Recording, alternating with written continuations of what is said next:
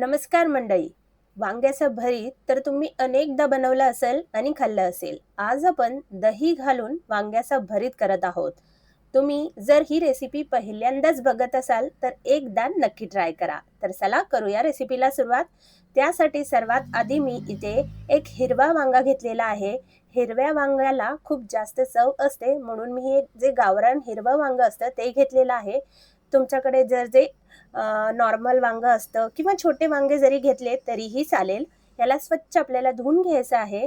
त्यानंतर याला आपल्याला असं चीर द्यायचं आहे.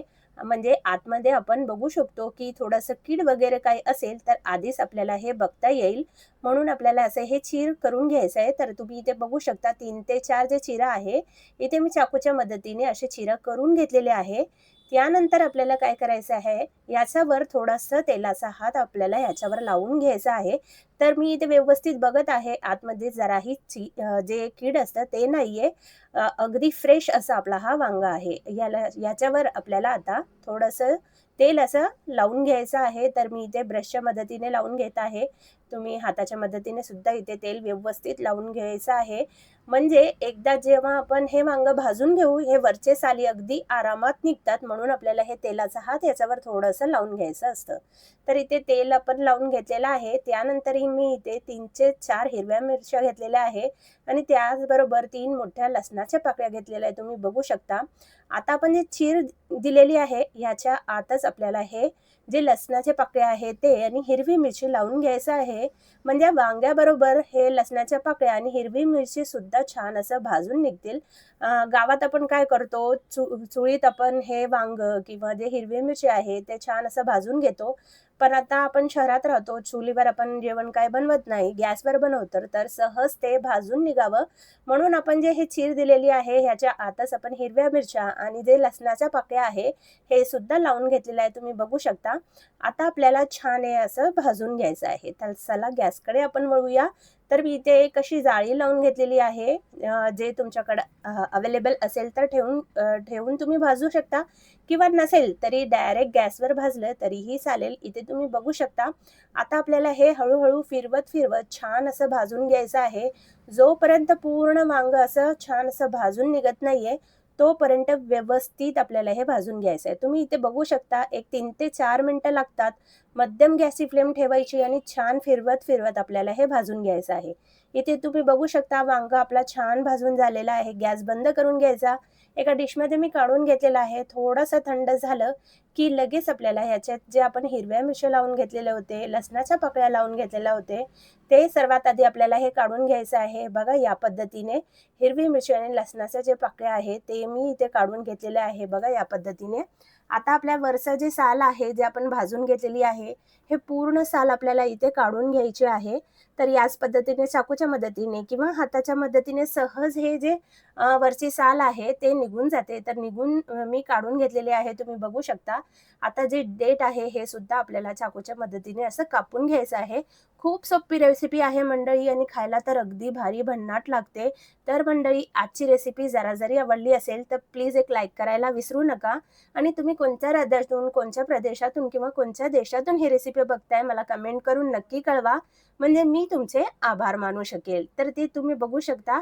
छान आपण वांगा जे आहे याचे साले काढून घेतलेली आहे. आता आपल्याला हे थोडंसं असं स्मॅश करून घ्यायचं आहे. म्हणजे तुम्ही इथे चमच्याच्या मदतीने किंवा हे काटा चमचा जे असतो ह्याच्या मदतीने छान असं स्मॅश करून घ्यायचं आणि जे हिरव्या मिरच्या आणि लसणाच्या पाकळ्या आपण ह्या वांग्याबरोबर भाजून घेतलं होतं, ते सुद्धा छान असे भाजून झालेले आहे, मऊ झालेले आहे. तुम्ही इथे बघू शकता. याला सुद्धा आपल्याला इथे काट्याच्या चमच्याच्या मदतीने छान असं स्मॅश करून घ्यायचं आहे. बघा या पद्धतीने. आता आपल्याला हे एका जागी पूर्ण असं जमा करून घ्यायचं आहे. कारण आपण ह्याला थोडंसं तेलात सुद्धा भाजून घेणार आहोत. आता मी इथे पॅन घेतलेला आहे. याच्यात आपल्याला 2 ते 3 चमचे तेल ॲड करून घ्यायचं आहे. तेल छान गरम झालं, की एक छोटा चमचा आपल्याला ह्याच्यात जिरे ॲड करून घ्यायचं आहे. त्याचबरोबर मध्यम आकाराचा एक कांदा मी बारीक चिरून घेतलेलं होतं.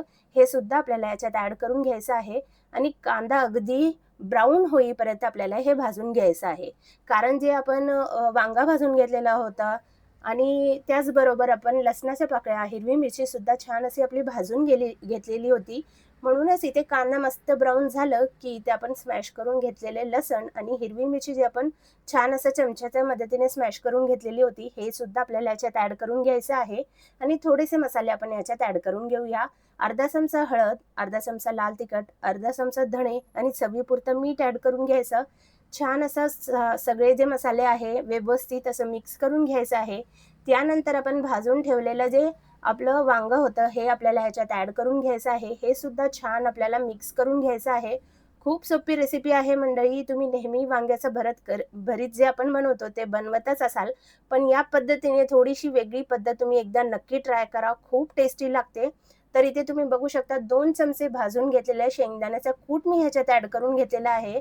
याच्याने सुद्धा वांग्याच्या भरीतची जी चव आहे अगदी अप्रतिम भन्नाट येते. त्यानंतर सर्वात शेवटी 2 चमचे अगदी ताजा घरी बनवलेला दही मी ह्याच्यात ॲड करून घेतलेला आहे. तुम्ही कधीही वांग्याचं भरीत दही ॲड करून बनवला नसेल तर एकदा नक्की ट्राय करा. खूप भारी चव येते, खूप भन्नाट लागते. तर एकदा नक्की ट्राय करा. आता झाकण लावायचं आणि अगदी 1 ते 1.5 मिनिट आपल्याला ह्याची वाफ काढून घ्यायची आहे. ते तुम्ही बघू शकता. छान अशी आपण ह्याची वाफ काढून घेतलेली आहे आणि आपला मस्त भरीत बनवून तयार झालेला आहे.